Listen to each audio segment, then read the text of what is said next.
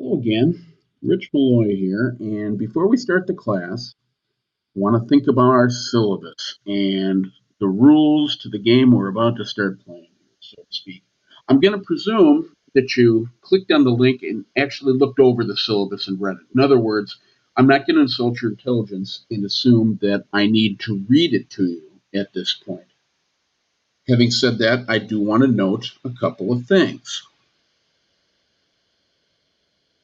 First, this is a blended syllabus.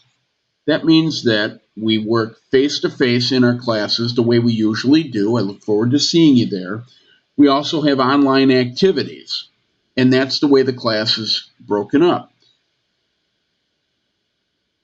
You will need an ID and a password in order to take part in the online activities, which we're going to use Blackboard and try to get into all of the uh, interactive documents and things of that sort.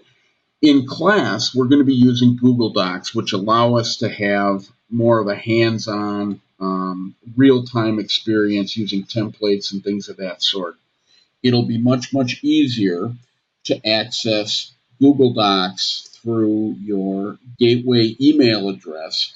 So basically what I'm telling you is you can use your phone, your laptop in the classroom. I have iPads available, but it should make things easier.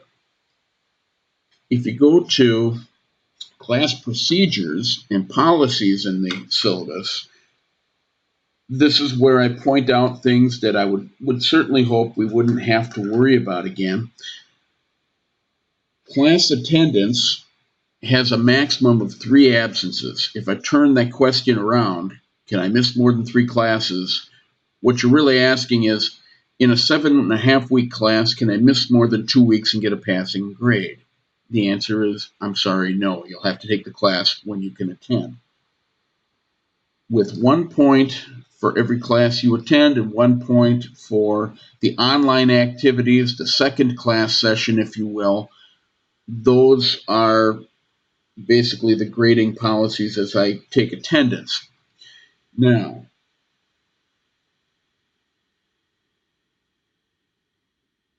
the balance of the grade, 3 points will be issued for quizzes and projects and those pieces of work that you upload into Blackboard.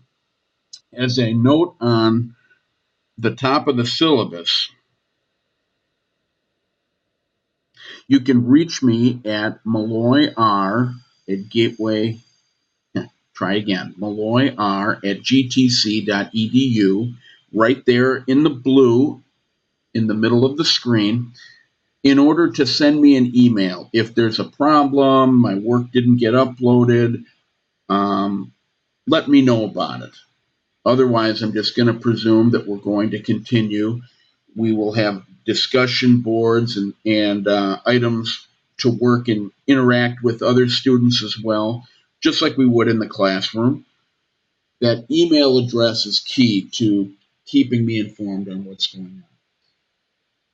The final project, I wouldn't necessarily call it an exam, puts together a work portfolio, a resume, a LinkedIn profile I would encourage for students, something in the way of a presentation on job interviews, and we'll get into that as the course moves ahead. If you look at this screen, I laid out weeks 1 to 2, 3 to 4, and weeks 5. You'll notice I've got some triangles there. I'm going to try to use those throughout the course. And those reflect the level of thinking that we're working from. Purple would be knowledge, things that we know, probably learned before. Blue is going to involve understanding, demonstrating how we actually apply the things that we know. And green is simple application where we construct or we evaluate or we look at certain things. Here's where this all comes from. The shapes come from the pyramid on the right. And I'm not going to teach you an educational foundation class here, but it lays out purple, blue, and green, and I realize the green comes across kind of poorly.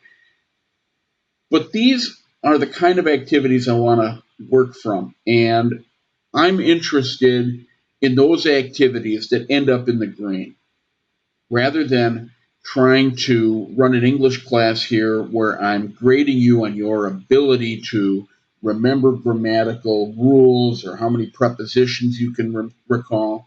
I'm interested in how you use it to put your best product forward and someday to get you in the workforce to the kind of job that you want. As we approach writing projects, I want you to look at what I hope is a colorful flow chart on the right. It doesn't line up as nicely as I would have hoped, but we start with the business letter process, okay, business correspondence. We try to figure out what it is that we're trying to write and to what audience. What would be the best way to get a message out there? If we're talking about marketing our company, if we're talking about trying to promote an initiative for our business, we want to hit a really wide audience. But if we're talking about trying to speak with the people that we supervise in the office, our coworkers, we're probably thinking about a memo. If we're thinking about writing a letter to go along with our resume, a cover letter to get hired, to request an interview, that's a whole different process. So what we have here is just a thinking flow chart, and I want to come back to this throughout the class, that asks us to think a little bit about who is it that we're trying to reach. Do we need a format for a letter? Do I need a memo? Is this a policy statement? And then I want to think about the language. I want to think about how we approach people and what's the most professional, direct way to address a problem and solve a problem. When we consider all of those aspects to what our task is, then we can figure out what the appropriate writing is. That's what this class is about. So, what does that really mean? It means that writing is like any other tool. I want to help in this class to pick the right tool for the appropriate job. And I want to remember, I want everybody to do well, get a great grade in here. I want everybody to get that high school diploma. But what I really want is to leave options for you. And those options might be writing that cover letter and getting that job interview and doing well in those because you've been prepared. Or maybe it's approaching courses at the next level or someplace further up the road, maybe not tomorrow, maybe a couple of years off, that'll help you get the kind of job you want and the kind of life you want.